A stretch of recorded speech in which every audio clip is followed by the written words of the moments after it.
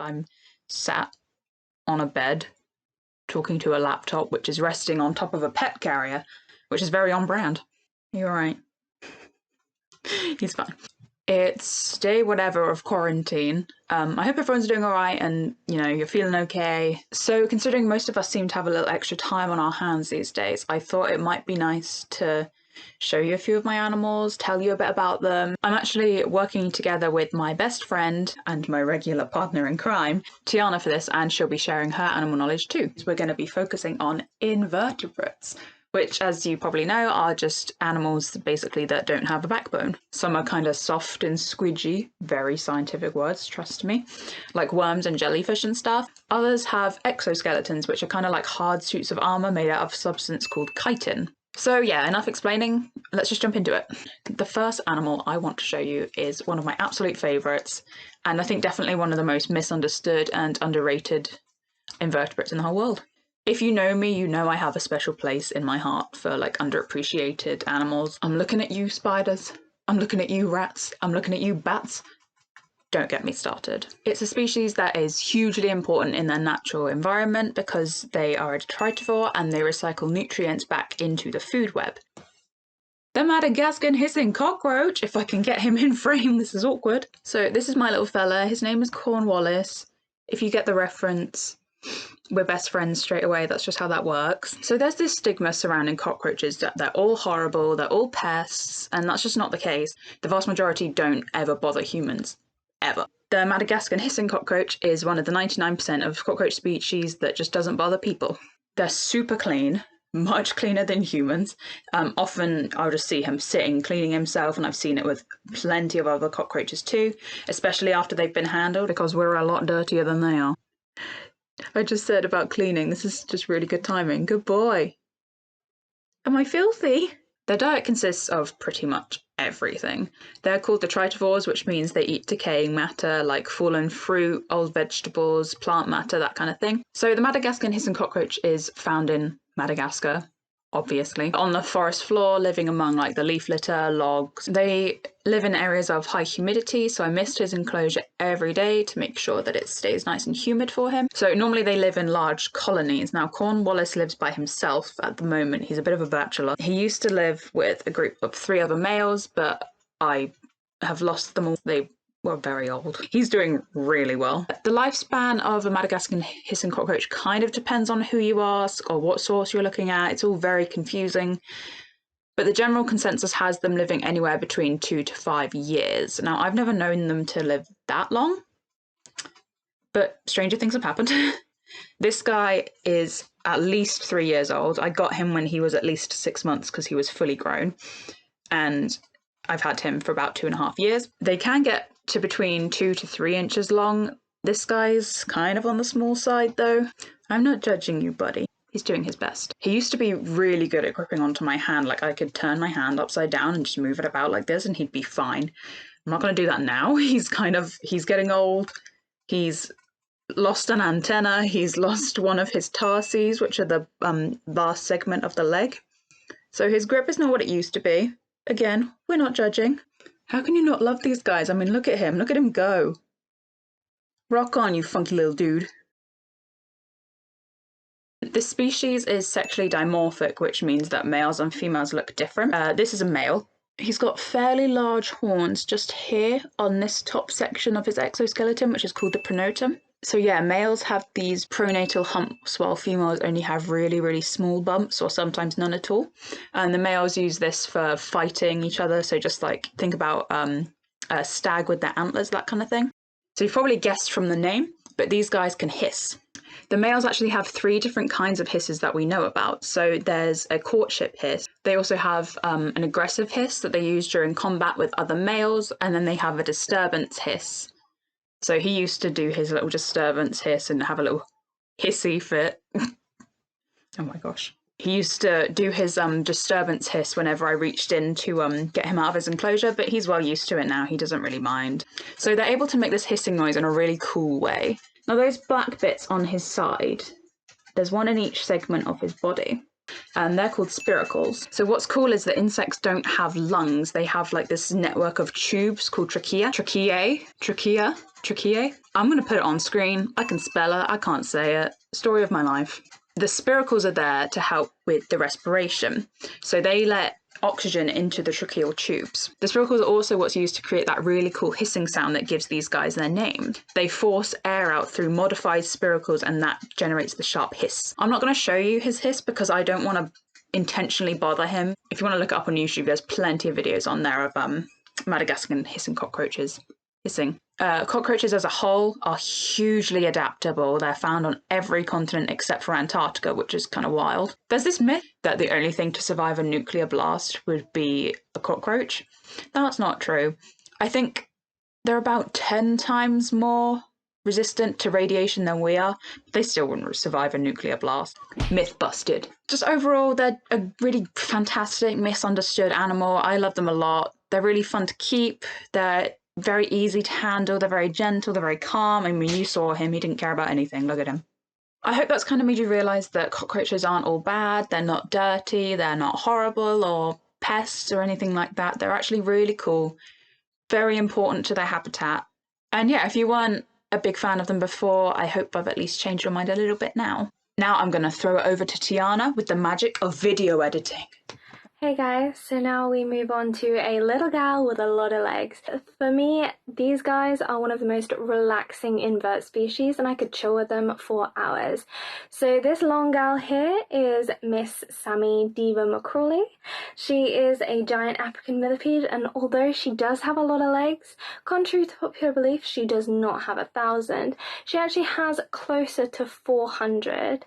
So like Cornwallis, Sammy is a detritivore. I generally feed her anything that I leave from my more healthy lunches and dinners. Soft fruit and veg are perfect for her. In the wild, she will come from areas of West Africa, breaking down the leaf litter on subtropical forest floors. She fills a similar niche as Cornwallis does in Madagascar. Babe, where are you going? It's really, really important that as she comes from a tropical background to keep her humidity nice and high, and I do that with a daily misting. She doesn't seem to like it, so she curls up in a ball and has a tantrum.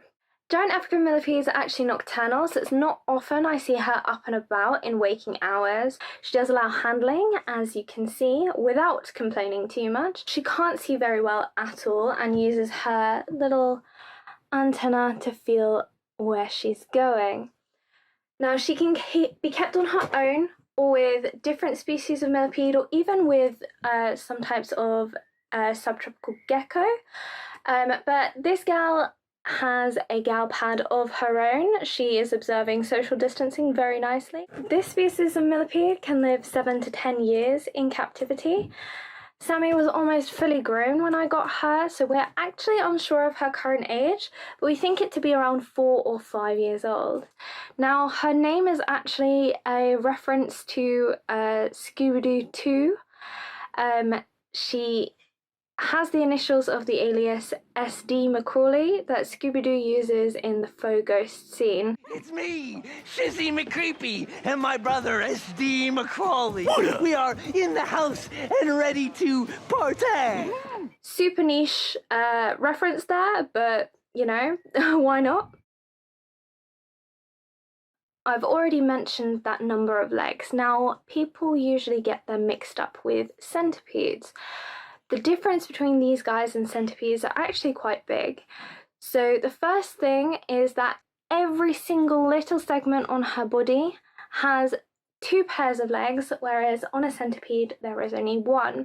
These guys are primarily detritivores, so there are some millipede species that will exhibit predatory behaviour, but there aren't very many. Most centipedes are actually predatory and some are venomous. When they're scared, millipedes' defense is all in their tough exoskeleton. So they'll curl up with their head in the center if they feel in danger. And if the danger persists, they will excrete a fluid, which is a deterrent. This is different to each species, but will taste and smell horrid to any predators, and in some species can even contain cyanide. Millipedes are not technically insects. They belong to a family called myriapods, which contain 16,000 species, 7,000 of which are millipede species. Now, giant African millipedes are known by a lot of different names around the world, but by far my favourite is their African name. They are called the shongololo, which is so much fun to say and was brilliant when I found out. I miss Sammy so much. We're both basically godmothers to each other's pets, so whenever we're like separated from them, we're like, I miss my god kids. So anyway, now I'm going to move on to our last animal of the day. Someone with less legs, but just as much personality. Someone that a lot of you unfortunately might be scared of, phobic towards, or just think she's really creepy. Her name is Princess Amelia Mignotti Thanopoulos Rinaldi, or just Mia, if you don't want to be extra like me. So Mia is a Mexican red rump tarantula.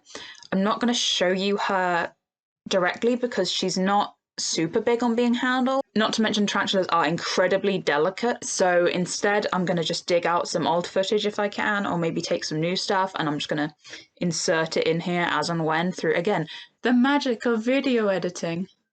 So, like all tarantulas, she's a carnivore. In the wild, she'd mostly eat insects, but there'd also be, you know, the occasional small mammal, like little rodents or small reptiles, that kind of thing. She's also a sit and wait predator, so that means she doesn't go out and actively hunt for her prey, because who's got time for that?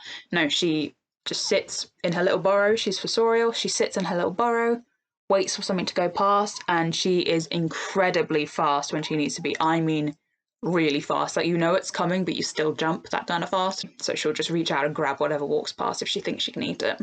So she's from Mexico again, obviously. Like I said, she's a fossorial species, so she lives in the ground. She usually constructs a little burrow for herself. So the lifespan of tarantulas is strange. I'm going to start off just, it's strange. So the females, like Mia, some sources say they can live up to like 30 odd years, which is kind of wild. I think it's more common for them to live to, you know, near around 15 years. Males aren't quite so long lived, and they tend to only live around 5 years.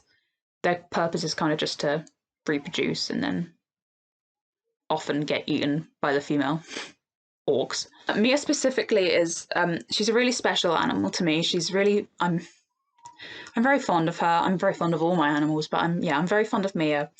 I got her as a rescue of sorts. This isn't to say I rescued her from a bad situation or anything like that. No, her old owner is a friend of mine. His name's Mike. Hi, Mike, if you're watching. I was genuinely very honoured to be trusted enough that he asked me to look after her for him when he felt like he couldn't look after her anymore, which was just really lovely. I'm very grateful to have her. She's a fantastic animal. She's also very clean. I often see her just sat cleaning herself, and it's so cute. Mexican red rump tarantulas, and a lot of other species of tarantulas as well, actually, have this really, really cool method of defense. Using her back legs, she can flick what are called urticating hairs from her abdomen at her attacker if she feels threatened. So these are really irritating, really itchy if they get into your skin. I think, if I'm not mistaken, they have the potential to cause blindness if they go in your eyes, and they cause all kinds of problems if you inhale them and they get stuck in your lungs. Just don't mess with a tarantula. So flicking those hairs gives her time to escape and get to somewhere safe. You know, sometimes you just want to be left alone. If I could flick urticating hairs, I'd probably do it like every day. I feel you, girl. She can also bite. She is a venomous species of tarantula. I can show you a set of fangs from one of her previous molts, actually. Her venom is only about as potent as a bee or a wasp sting, so it's not a big deal unless you're allergic, and then you can go into anaphylactic shock. They're still considered to be least concern by the IUCN Red List, which means they're not in imminent danger of going extinct, but they are decreasing in numbers fairly rapidly, and this is because of storms and flooding due to climate change, as well as being sold into the pet trade. Overall, once again, amazing animals. Every animal we've talked about today is just incredible, and I love them a lot. I love invertebrates. Tiana loves invertebrates. We love invertebrates. You should love them too. I hope you've learned something in this video. If you have any questions or you'd like more detailed follow-up, you know, I could talk about how cool spiders' lungs are because they're really strange, and, you know, all sorts of things like that. So if you do want anything more Just throw me a message or something, you know? I'm always down to talk about animals, you know me. Thanks for watching. I'm so sorry. Happy quarantine. Say bye.